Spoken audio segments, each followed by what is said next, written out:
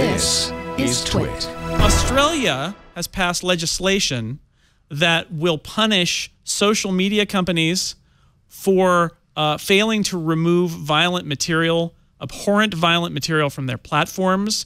Obviously, this law was opposed by the tech industry and is one of the strongest laws, most likely a world first in Australia. I was thinking about this in terms of some other stories that we saw this week about YouTube letting toxic videos run rampant on its service. A Bloomberg story about that, how there were lots of proposals, but in the end, the goal was engagement, and longer videos and videos that were perhaps toxic in terms of their content did do well in terms of the engagement metrics they were looking at. And it's not a great situation. I think these stories are linked in terms of these social media companies trying to prioritize the wrong thing. And I don't love the idea of governments coming in and saying, well, we've got a solution and it's this regulation. We've seen how most laws that are created aren't really created with knowledge of technology in mind. But at the same time, it's hard to argue that there aren't some serious problems in terms of how these companies are prioritizing what they leave on their services and what they take off of their services. Yeah, I think it's pretty scary when you have laws like this, including laws that what was happening in the copyright directive that the EU passed a couple of weeks ago. Right. That when it's not just a problem of being so broad as to include everything. When you have this new Australian law that says that, number one, as a service provider, you are responsible. Number two, you're responsible for doing this in a timely fashion. And these are so vague that not only does it make it really, really hard to comply with these rules, the knee-jerk reaction is going to be to stifle free speech, to make sure that if we don't know that this post is absolutely as pure as ivory snow, we are not going to allow this to be posted. And also, how does that help someone who needs to report from the field, all the way down to someone who just wants to share these crocheting tips that they found useful as they're learning how to crochet? It's the other big problem is that I just don't think that a lot of these laws appreciate how difficult this problem is. It's so easy for wetware, for a human brain to look at a piece of posted content and say, this is obviously Nazi material. This is obviously white supremacist material.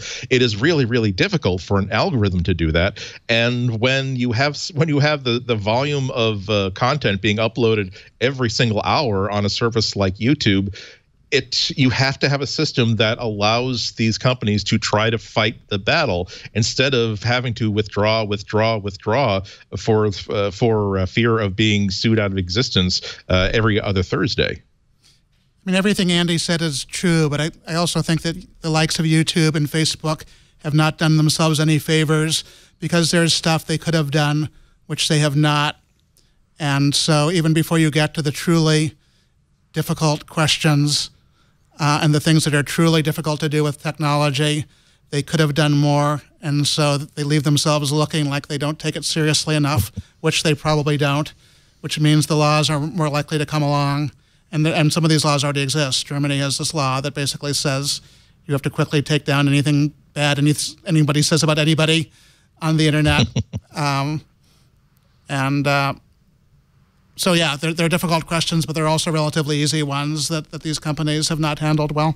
It's certainly true, and Andy mentioned the copyright directives. You end up with this chilling effect where it becomes very hard for companies. They have to do a lot of filtering, which might lead you to over-filtering, right? Taking out the bad stuff and also some stuff that's perfectly fine. I mean, I know somebody who has a podcast about knitting, I want to say, and had her Facebook group removed for, basically being a bad actor. And I'm like, well, but it's knitting in Sweden. It's not. And that tea cozy was a false maybe flag they were operation. doing ugly I know sweaters. Right. Well, I mean, yeah, knitters, my wife is a knitter. I think knitters are generally okay, but you never know. They could be up to something. But it makes people angry, right? But when you pass a law that says you are going to be in huge trouble if you don't filter everything, one of the things that will happen is all these platforms that will accept sort of anything from the internet, anything that comes across the transom and post it, are going to become much less functional. And that is a good thing in terms of really gross, awful stuff. But it's a bad thing if you're somebody who is used to having your voice be heard about something that is potentially much more innocuous. And it also creates a barrier for anybody else who wants to create any business or service on the internet, because only the biggest companies are going to be able to hire staffs of people and build complicated algorithms to scan everything to make sure that it's okay. And that's the other problem with stuff like this. Carolina, do you have any thoughts about this? Yeah, and especially as not just from a tech perspective, but as a mother of an 11-year-old who happens to spend some time on YouTube's. And yes, we have the age limits, and we're careful about what she watches, but it's so easy to go from an innocuous search to content that is clearly not for her. So I agree with everything that you guys have said. It is a concern when government starts to come in with very little understanding of how the world is in 2019 and try and dictate what can and cannot be done. I also agree with Harry that it doesn't feel that monitoring and improving the health of social media in general has been a priority for a lot of these companies. And so something has to change.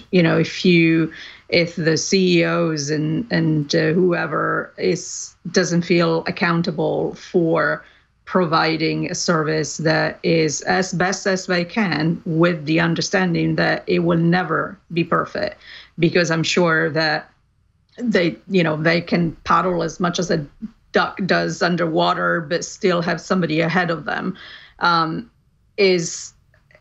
You should feel that they're trying. And personally, I don't feel that. I feel that there's more time focused on AI features and improvements for their benefit than not. I was listening to someone say, that they know so much and they can be so good at certain things, and yet something that is, and Twitter, I think, is a great example of that, right?